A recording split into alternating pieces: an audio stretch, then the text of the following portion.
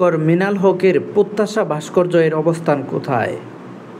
প্রত্যাশা ভাস্কর্যটি ফুলবাড়িয়া, ঢাকায় অবস্থিত। চিত্রশিল্পী কামরুল হাসানের প্রকৃত নাম কি? আবু শরাফ মোহাম্মদ কামরুল হাসান। সাম্পানের গান কোন অঞ্চলের? চট্টগ্রাম। জাতীয় স্মৃতিসৌধটি কবে উদ্বোধন করা হয়?